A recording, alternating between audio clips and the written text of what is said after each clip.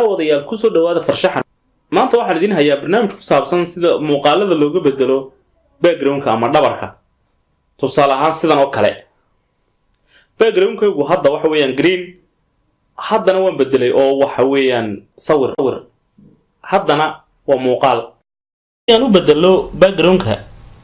videoga ama muuqaalka ugu horeyn waxyaabaha aan u baahanahay waxa kamid ah software-ka ama application-ka la yiraahdo Premiere Pro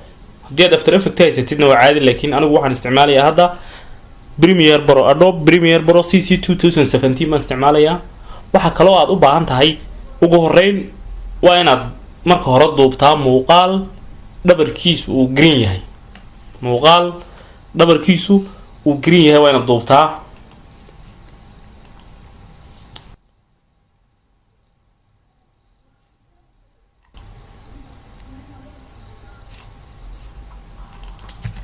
muuqaal dhabarkiisu green yahay sida muuqaalkan oo kale ayaa loo baahan yahay inaad duubtid marka labaad waa inaad haysataa application-ka la yiraahdo Adobe Premiere Pro oo kana CC 2017 ama adu 15 ama 18 waa isla mid Premiere Pro waa inaad haysataa kadib waxaad ka bedeli kartaa background-ka videoga si kale lagama bedeli karo hadii aanad marka hore duubin muuqaal dhabarkiisu green yahay oo aanad dah green khashaafadna aanay ku haynin si green ku si fiican ugu muuqdo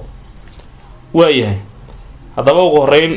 marka aynu Adobe Premiere soo furno file baan tagaynaa kadibna import baan tagaynaa Ctrl+I haddaan shortcut ka taabanana waa isla mid import markaan tagno muuqaalkii waan soo qaadaynaa tusaalaan kan oo kale aan u baahanahay muuqaalka markaan soo qaadno library-gu inoo imanaya muuqaalkiiba soo drag gareynaysa waa drag and drop drag waxaad soo dhigaysaa timeline-ka waka hadda timeline-ku inoo joogaa si haddaba muuqaalka aan u bedelo waxaad iska jaraysaa inta aanad u baahnayn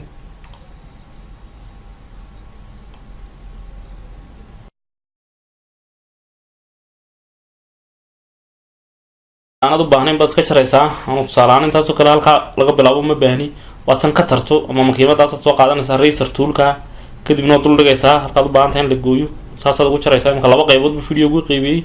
kadib arrowgaad ku noqonaysaa kadib intan baad iska delete siinaysaa iska saaraysaa kadib labadan baad kideerkan keensanaysaa oo koonaan baad keenaysaa muuqaalka si aan muuqaalka ugu sameeyno background ugu horeyn waa inaan muuqaalka sare qaadnaa muuqaalka kan waa audio ama waa codki muuqaalka sare aan halkaas geynaa waan halkaas soo dhigaynaa waxaan ku bedelayno marka waxaan sameeynaa effects-ka ayaan tagaynaa kadibna search box-kaas aan ku qoraynaa ultra adag caadi baadhidna waad helaysaa ultra key waa kan kadib halkan baan kusoo dhufanaynaa waxaan soo dhigaynaa videogan ultra key-ga kusoo daraynaa effect-gaasaan kusoo daraynaa videoga kadibna halkan buu inoo yimid ultra key waa ka ultra key-gii kadibna si aan background-ka ugu bedelno qalinka yar baan soo qaadanaynaa kadib waxaan ku dhufanaynaa meel background-ka kamid ah green-ka ah madow buu background-ka ka dhigay waayo waxba maan hoos dhigin kadib waxaad tegaysaa composite alpha channel baad ka dhigaysaa default-igana waxaad ka dhigaysaa aggressive kadibna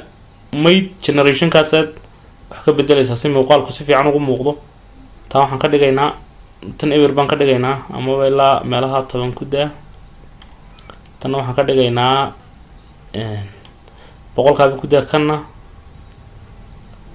ilaa meelaha 70 ku daa kadib imka haddaynu ku noqono halkan sare oo aynu alpha channel-ka ka soo dhigno composite muuqaalkii madow ayaa ka dambeeyay background-kiisii madow buu noqday si aynu ugu soo qaadno sawirkan Ctrl+I sawir baad soo gelinaysaa ama hadda doontid muuqaal socdo waad soo gelin kartaa tusaale imka anigu sawir ayaan soo gelinayaa sawirkan baan soo geliyo antivirus-ka sawirkiisa baan soo geliyo sawirka halkan buu yimid waa kan sawirku maraan soo dhigayaa already background-ku saas ayuu ku bedelan yahay kan sawirkii wina daba yaala si sawirkan u leekaysiino right click baan siinaynaa kadibna scale baan leenahay kadib waa kan halkan ayaynu ka dhigaynaa muuqaalkii oo ka antivirus-kaas imika daba yaala waa kan saas ayaad muuqaalkii u bedeshay waa ka imika videogu marka uu hadlayo angeyno ka videoga hadda uu hadlaya muuqaalkiisii sidaas ayaad ku bedeli kartaa saad u render garaysaa ama videogu soo saarto productionkiisa waa file waa export media tagaysa export media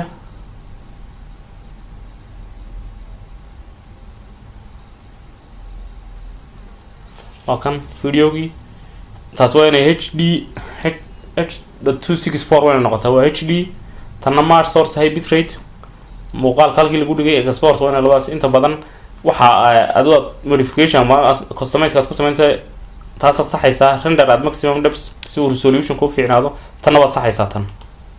tan waad saxaysaa dabeetana export baad leedahay sidaas ayuu kugu soo saaray